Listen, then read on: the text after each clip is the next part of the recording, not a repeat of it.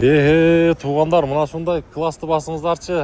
Мен сиздерге көтөрүлгөн, жогорулаган рубльдун курсун көрсөтөмүн.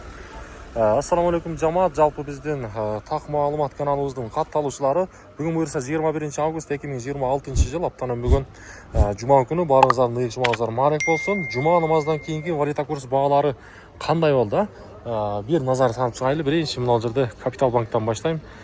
Капитал банкта сатып алуусу доллар 87.30, евро 101.60, ал эми рубль болсо 1.021 тыйын. Доскарада банкта болсо рубльдун абалы 1.022 тыйын экен, евро 101.60, доллар болсо 87 сом 40 тыйын. 1000 рублиңиздер 1022 сом болуп турган кези. Туугандар, мен ар дайым айтам, каналыбызга ар бириңиздер катталып, подписка болуп, лайк басып, комментарий жазып көрүңүздөр.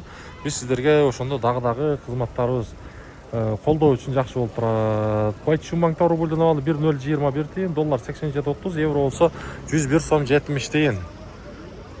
Акча алмаштыруучуларда көрсөтүп коеюн, обменниктер рубль топтуура 1ге 1 экен, доллар болсо 87 сом 40 тыйын. Кечээ күнү билесиздер, рубль 1.080 тыйын болгон. Бүгүн болсо топтуура 1ге 1 болуптур обменниктерде. Бул үчүн дагы туугандар, ар бириңиздер мен дагы айтам, аянбастан, кызганбастан, бекер болгон классты бармакчаны басып коюңуздар. Так, Азия банк рубльдун абалы 1.020, доллар 87.40, евро 101.80.